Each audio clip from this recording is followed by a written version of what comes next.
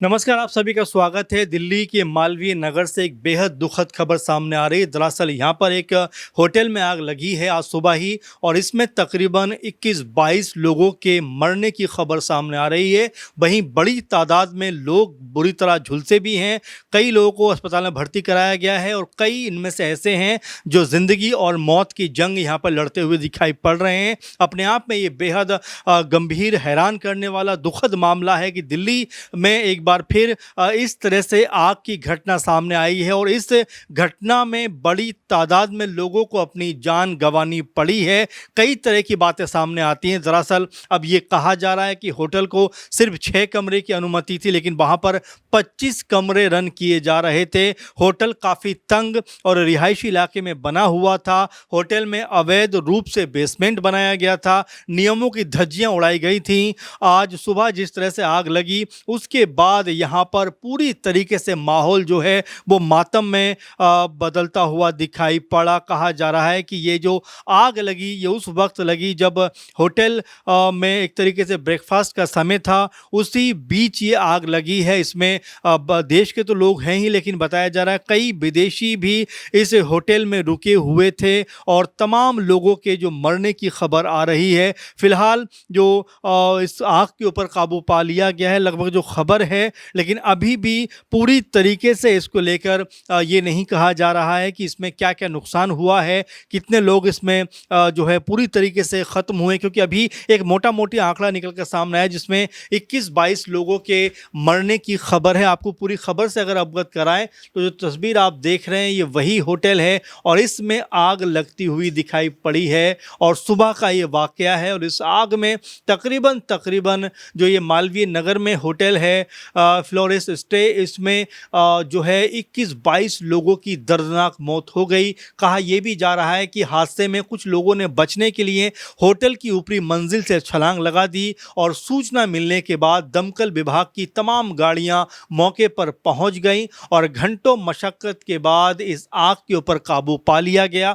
वहीं अगर बात करें तो इस पूरे अगर हम होटल की बात करें तो इसको लेकर जो खबर सामने आ रही है कि इस बीच इस मामले ने भी सबको चौंका दिया है। दावा किया जा रहा है कि होटल को दिल्ली सरकार की ओर से best bed and breakfast concept के तहत लाइसेंस जारी किया गया था, जिसके तहत 6 कमरों के संचालन की अनुमति थी और इस होटल में तकरीबन 25 कमरों को संचालित किया जा रहा था। इतना ही नहीं, कुछ कमरे बेसमेंट में भी बनाए गए थे। सुरक्षा मानकों को लेकर कोई ख्याल नहीं रखा गया और अब इसी बात पर तमाम तरह के गंभीर सवाल यहाँ पर खड़े होते हुए दिखाई पड़ रहे हैं। आपको बता दें कि हादसे में जो लोग झुलस गए उनको मैक्स में, एम्स में और पंडित मदन मोहन मालवीय अस्पताल में तुरंत भर्ती कराया गया है। कई इनमें से जो घायल हैं उनकी हालत बेहद गंभीर बताई जा रही है। बताया जा रहा है कि आग तकरीबन सुबह 9-10 बजे के बीच लगी है।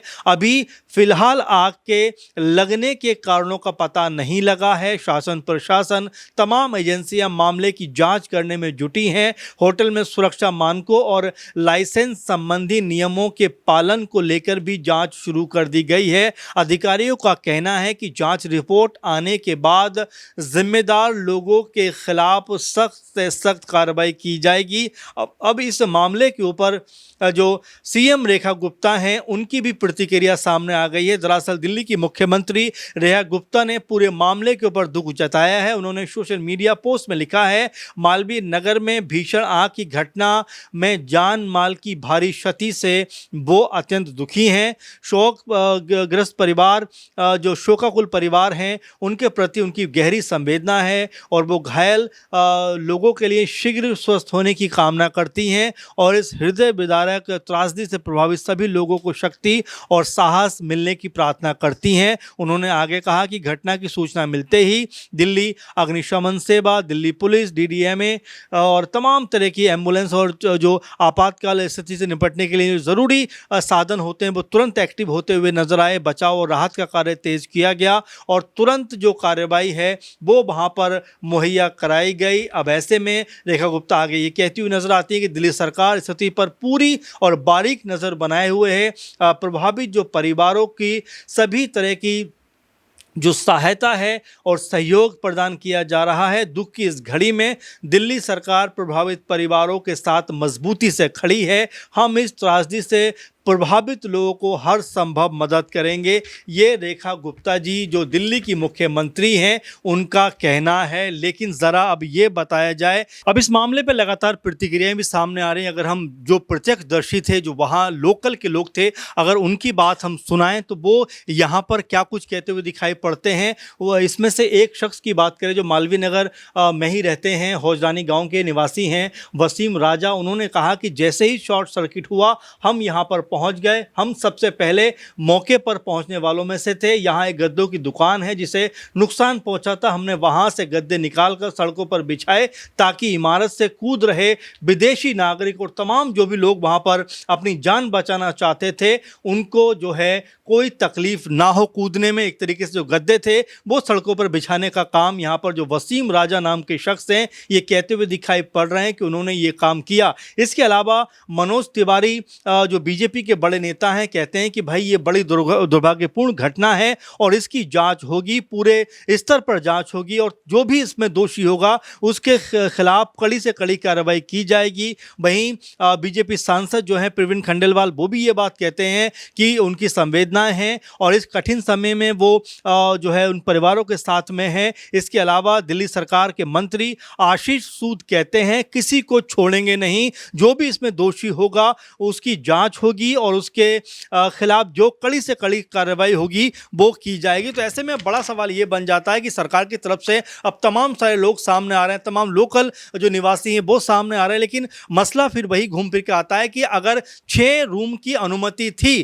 तो आखिर 25 कमरों में ये होटल कैसे संचालित हो रहा था। दिल्ली सरकार के इसके बारे में बताएगी, मुख्यमंत्री रेखा गुप्ता के इसके बारे में कुछ बता पाएंगी। और जिस तरह तंग गली होने के बावजूद इस होटल को लाइसेंस दिया गया, आखिर वो किस आधार पर दिया गया। होटल में अवैध रूप से बेसमेंट बनाया गया जिसकी अनुमति नहीं ली गई, वो कैसे बन गया। अब ऐसे में जिस तरह नियमों की धज्जियां उड़ाई गई हैं उसको लेकर कहीं ना कहीं अब पूरे के पूरे मामले में कई लूप होल दिखाई पड़ते हैं। अब जो दोषी इसमें निकलकर सामने आएंगे उनके खिलाफ क्या कार्रवाई होगी, किस तरह से उनको जो है उनकी जो इसमें भागीदारी है वो तलाशी जाएगी। लेकिन महत्वपूर्ण बात यह है कि इसमें जो लोगों ने जान गंवा दी है, जिनके परिवारों ने अपनों को खो दिया है, उनके लिए क्या जवाब सरकार की तरफ से होगा। सिर्फ संवेदना जताना ही काफ़ी है या जिस तरह से नियमों की धज्जियां उड़ाई गई हैं। और ये सिर्फ एक मामला नहीं है बल्कि इस तरह के मामले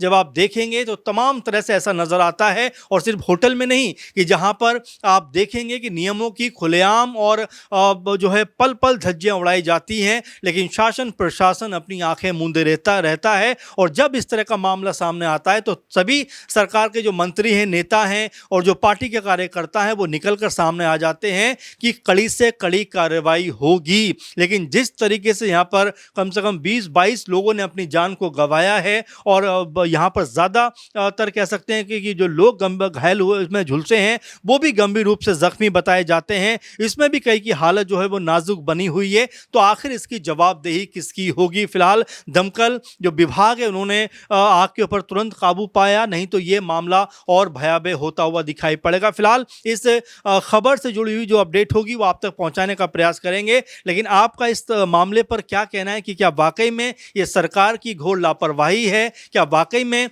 जो नियम कायदे कानून बनाए जाते हैं और जो इनकी धज्जियां उड़ाते हैं उनको कोई सज़ा ना दिए जाने की वजह से इस तरह के मामले सामने आते हैं। चूँकि 6 कमरों की अनुमति और 25 कमरे यहाँ पर संचालित किया जाना अपने आप में बड़ा सवाल खड़ा करता हुआ दिखाई पड़ता है। अपने कमेंट आप ज़रूर करिए। फिलहाल इस खबर में इतना ही। आप लगातार बने रहें। नमस्कार।